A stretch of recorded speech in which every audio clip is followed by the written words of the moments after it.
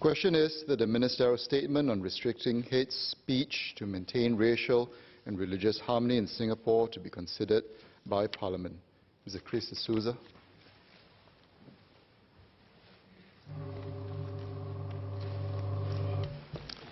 Sir, this motion is timely. Inflammatory speech inciting senseless violence shrouds daily life with a veneer of danger, a heightened tension. Last month, on March 15th, the news of shootings in mosques in New Zealand caught the world's attention. At least 50 people lost their lives to senseless violence. The rifles used to commit such violence were covered in white supremacist symbols. Since February 2019, Christian communities in Nigeria have been attacked allegedly by Fulani militia. They were shot and killed, their houses were set on fire, they were ambushed while trying to flee. In one day, more than 50 people lost their lives and 186 homes were destroyed. In January, during Sunday Mass, a Catholic cathedral in the Philippines was bombed twice. The second bomb exploded while they were still responding to the first one. Over 100 were wounded and at least 20 were killed. The Islamic State of Iraq and Levant later claimed responsibility for the bombings. Sometimes the aggressive perpetrators claim that they are carrying out the violent attacks in the name of religion. Sometimes the attacks are done in the name of white supremacy. Sometimes there are other reasons, but just as no single group has always been the victims of such violence, the perpetrators of such senseless violence do not come from a single group. The pools of blood in a bombed church are as red in color as the pools of blood in a mosque that has suffered an attack. That common redness of the blood provides reason to argue that there are individuals from every group that suffer at the hands of senseless violence. No one group can be deemed the sole perpetrator. No one group can be deemed the victim. Rather, the perpetrators are vicious, slithering ideologies which propagate violence at all cost. They claim as their enemy the innocent. Yet the innocent are not helpless doormats. Far from it. Instead, the innocent can choose to fight back by deploying a code of rules governing the manner in which speech relating to race and religion is used. Such rules, which prevent the proliferation of speech inciting senseless violence against race or religion, have the powerful effect of preventing mindless violence-based ideologies from snowballing into physical attacks on society. What this means is that this motion cannot only be about deterring phobia of any one race or religious group. Instead, it should be about deterring attacks on all innocent people, regardless of religion or race. How? By deterring inflammatory speech. What type of inflammatory speech should we be deterring? Inflammatory speech inciting senseless violence against race and religion. Why? Because such senseless speech, reeking of violent intent, can propel people into injuring or killing the innocent. That gunman in New Zealand had skewed morality, but even if he thought what he did was right, such senseless violence does not advance his cause. Why? Because it attracts far more criticism than support. Why? Because a moral code which espouses hate and which propels people into senselessly killing the innocent is wrong. Such a moral code is not moral. It is immoral. What we are doing today through this debate is building on principles that have already been embedded in our Singapore DNA. Indeed, Article 12 of our Constitution provides unique protection to race and religion within Singapore. Therefore, what we are doing in this motion is reinforcing time-tested principles to deal with the terror of the day. Essentially, we are debating about what kind of society we want in the future by building on the cornerstones of the past.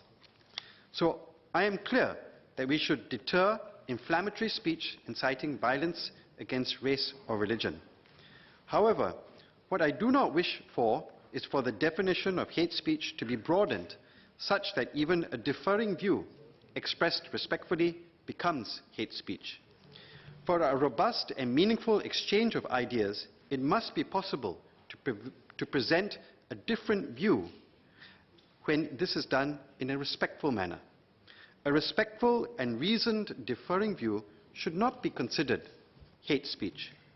For example, during the Nazi regime in Germany, any opposition was quashed and severely punished. The student group called White Rose published anti-Nazi leaflets, distributed posters in protest to Hitler's policies. Its leaders were sentenced to death. Another example, Helmut Hübner, a 17-year-old, disseminated pamphlets countering the Nazi messages of victory in battle and also that the war was unjust. He was executed. In trying to rightly oppose Hitler and the atrocities that were being committed by the Nazi regime, many Germans, including Colonel Klaus von Stauffenberg, a decorated German army officer who opposed Nazism, were executed. I dare say that none of us in this House would support Nazism in Singapore, but it is still especially important that there be sufficient clarity about what hate speech is, because the term hate speech can be understood very differently by different people. This is also important because harmony is based on mutual trust and understanding. Building mutual trust and understanding may require the ability to express one's thoughts respectfully in the right setting so as to clear up any misunderstandings or misconceptions. That is one reason why we have interracial and religious confidence circles. Therefore, when someone presents a differing view in a respectful, logical, and cogently reasoned manner, with evidence to back up their position, with an eye for the good of Singapore, that cannot be taken as hate speech. Therefore, in my view, the law as it currently stands ensures and codifies the correct standard. Hence, I support Sections 8 and 9 of the Maintenance of Religious Harmony Act and Sections 298 and 298A of the Penal Code. These are some provisions that protect our racial and religious harmony. Section 298 of the Penal Code was one of the criminal charges in question in PP against Amos E. Section 298 reads, "Whoever, with deliberate intention of wounding the religious or racial feelings of any person, utters any word or makes any sound in the hearing of that person, or makes any gesture in the sight of that person, or places any object in the sight of that person, shall be punished." The district judge in that case found that E's comments about Jesus, the central figure of Christianity, are clearly derogatory and offensive to Christians.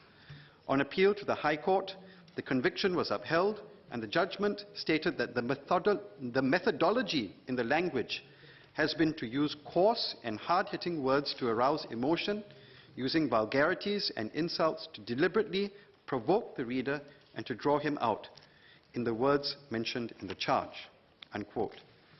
It is also because of robust pieces of legislation, such as Section 298 of the Penal Code, that I fully supported Minister Shanmugam's intervention in the Watain saga and the eventual banning of the Watain concert.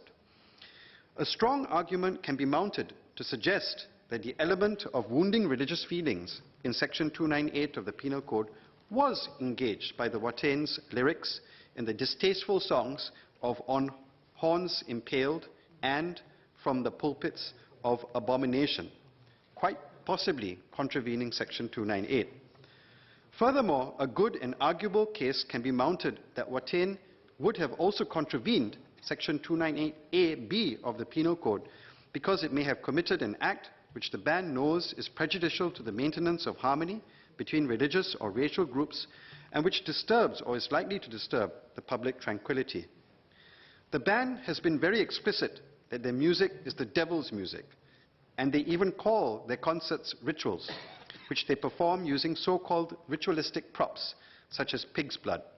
After all, the singer and frontman of Watain has said, whenever people take part of Watain, whether they like it or not, they are taking part of that place, a place with energies that are very real and that come into being if they are called upon, unquote.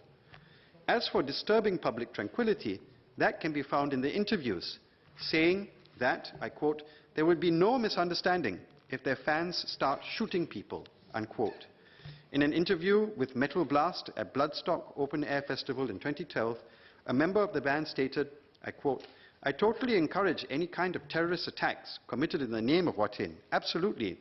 We've always been encouraging music to take a physical form, and that's what happened in Norway in the early 90s when churches were burned, and it happened many other times as well. To me, it's the very natural consequence, in the end, being the devil's music," unquote. Minister Shanmugam, thank you for stepping in and banning the Watain concert. We must continue to have that conviction to do what is right, swiftly and effectively, just as how MSF stepped in to ban the Ashley Madison extramarital dating portal to protect our family values and public morality. The government was correct to cancel Watain's performance. Mr. Speaker, sir, I close with this story, a true story arising out of the constituency I serve. One day after the senseless massacre of the close to 50 Muslims at prayer in Christchurch, I received a WhatsApp message from the chairman of Al Huda Mosque in Ulu Pandan. Haji Azman Kasim shared with me about how a New Zealander, Mrs. Kim Forrester, turned up at the mosque that Saturday afternoon, distraught and emotional. She was tearing. Within her, she felt the need to say sorry for the senseless massacre of the innocent people in Christchurch. Moved by her genuine emotion, the mosque goers present relayed the information to Haji Azman, who walked to the front of the mosque to meet her. He shared with her that he and the mosque community were deeply touched by her sincerity, at which time Kim Forrester shared that the acts of senseless violence were not New Zealand. The acts did not reflect what New Zealand stood for, and that she was sorry. With a warm heart, Haji Azman said that he accepted her spontaneous sincerity, but that she did not need to apologize. Indeed, instead, he shared that her act of sincerity builds harmony. Picture that, a New Zealander, a lady, walking into a mosque the day after the atrocious act. Why? Because we have something special in Singapore. She felt safe.